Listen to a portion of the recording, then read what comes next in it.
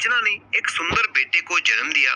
राजकुमार की मां ने एक दूत के हाथों यह खुशखबरी लिखकर चिट्ठी के रूप में अपने बेटे के पास भेजी, पर रास्ते में वह दूत थक गया और आराम करने लगा। तभी वह धूर्त जादूगर बूढ़ा जो उन पर नजर बनाए रखे हुए था, वह वहां पर पहुंचा और चुपचाप उसने वो चिट्ठी बदल दी और दूसरी चिट्ठी उसे थमा दी, जिसमें लिखा था कि उसकी पत्नी ने अपंग बालक को जन्म दिया है। राजकुमार ने जब यह खत पढ़ा तो उसे खुशी की बजाय बहुत ही दुख हुआ। उसने सोचा कि चलो कोई बात नहीं, वह बाद में इस बच्चे का इलाज करवाकर उसे ठीक कर लेगा। उसने अपनी मां को खत लिखा कि घबराने की कोई बात नहीं है, वह तब तक उन दोनों की सेहत का पूरा ध्यान रखे जब तक वह घर लौटकर वापस नहीं पहुंचता। पर जब दूत लौटते समय अपने पहले वाले स्थान पर आराम करने के लिए बैठा तो उसे नींद आ गई। इसी बीच फिर से वह शैतान जादूगर बूढ़ा दूसरा खत उसकी जगह रख देता है। इस खत में लिखा था कि माँ बेटे दोनों को जान से मार डालो। जब अगले दिन दूत ने यह पत्र राजमाता को दिया तो वह इसे पढ़कर बहुत ही हैरान हुई कि उसका बेटा इतना बड़ा निर्दयी कैसे हो सकता है, जो अपने बेटे और अपनी पत्नी को मारने के लिए लिख रहा है।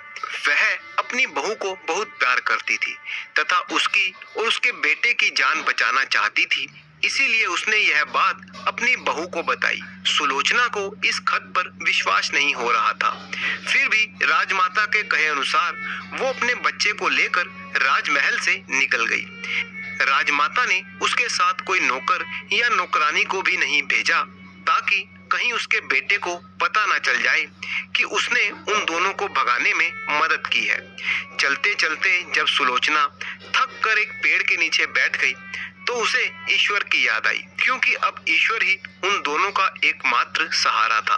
वह सच्चे दिल से ईश्वर से प्रार्थना करने लगी। जैसे ही उसने आंखें खोली तो उसके सामने एक बूढ़ी सी महिला खड़ी थी। वह बोली, तुम घबराओ नहीं बेटी, मेरे साथ चलो, मेरा एक छोटा सा घर है, मैं तुम्हें वहां ले चलती हूँ। सुलोचना ने अपने बच्चे को गोद में लिया और उस छोटे से घर की तरफ चल दी। जैसे ही वे तीनों उस घर में पहुंचे तो बुढ़िया ने कहा, घबराओ मत बेटी, ईश्वर ने तुम्हारी सहायता के लिए ही मुझे भेजा है। तूने आज तक पूरी श्रद्धा से ईश्वर की पूजा की है, इसी से खुश होकर उसने मुझे तेरे पास भेजा है। अब तुझे कोई दुख नहीं होगा। इधर अपनी यात्रा खत्म करके जब राजकुमार वापस अपने महल में आया तो उसने अपनी माँ से अपनी पत्नी और बच्चे के बारे में पूछा। राजकुमार की माँ अपने बेटे से बहुत ही नाराज थी। माँ ने उसे खूब खरी खोटी सुनाई, पर राजकुमार ने तो ऐसा कोई खत दूत को दिया ही नहीं था जिसमें उसने दोनों को मारने की बात लिखी हो। वह यह जानकर बहुत दुखी हुआ कि उसकी माँ ने उन दोनों को मरवा डाला। राजकुमार ने इस दुख के कारण खाना पीना भी छोड़ दिया। जब राजकुमार की माँ को विश्वास हो गया कि राजकुमार ने उन दोनों को मरवाने के लिए नहीं लिखा था, तो उसने अपने बेटे को सारी बातें सच सच बता दी। राजकुमार बिना अन्न जल ग्रहण किए अपनी पत्नी और बच्चे को ढूंढने के लिए निकल पड़ा।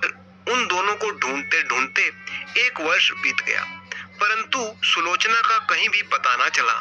शहर शहर भटकने के बाद राजकुमार उसी जंगल में पहुंचा जहां पर सुलोचना अपने बच्चे के साथ रह रही थी। इतने बड़े जंगल में एक छोटी सी झोपड़ी देखकर राजकुमार बहुत ही हैरान हुआ। उसने डरते डरते उस दरवाजे को खटखटाया तो एक बूढ़ी औरत ने दरवाजा खोला। वह राजकुमार को देखती ही बोली, आइए राजकुमार, इस छोटे से घर में आपका स्वागत है। आपने यहाँ आने का कष्ट कैसे किया? राजकुमार बोला, मैं काफी दिनों से अपनी पत्नी और बच्चे को ढूंढ रहा हूँ, पर उनका आज तक कहीं पता नहीं चला। उस औरत ने राजकुमार के सामने खाने पीने की कई चीजें रखी, परंतु राजकुमार ने कुछ नहीं खाया। वह बोला, कुछ भी खाने की इच्छा मुझे है ही नहीं, मैं यहाँ पर कुछ देर के लिए आराम करना चाहता हूँ, अगर आप आज्ञा दें तो। वह औरत बोली, क्यों नहीं राजकुमार, आप इसी बिस्तर पर आराम कीजिए। राजकुमार उस औरत की आज्ञा पाकर वहीं बिस्तर पर आंखें बंद करके लेट गया। तभी उसे अंदर से कुछ बातें करने की आवाजें सुनाई दी। वह औरत कह रही थी, बाहर जाकर देख, तेरा पति और इस बच्चे का पिता तुम दोनों को ढूंढता हुआ यहाँ पर आ पहुंचा है। तू जाकर उससे मिल। तभी उसे किसी के बाहर आने की आहट सुनाई दी। राजकुमार ने झट से अपनी आंखें फिर से बंद कर ली। तभी वह लड़की धीरे धीरे राजकुमार के पास आकर उसे पहचानने की कोशिश करने लगी, पर राजकुमार ने अपनी पत्नी को पहचान लिया और सुलोचना ने भी अपने पति को पहचान लिया था। वो बोली, मैं आपकी अभागी पत्नी और यह है आपका अभागा बेटा। राजकुमार यह सुनकर खुशी से उछल पड़ा। उसने बुढ़िया और ईश्वर को धन्यवाद दिया और अपने बेटे और पत्नी को लेकर महल वापस आ गया, जहां पर राजमाता ने बड़ी ही धूमधाम से उनका स्वागत किया।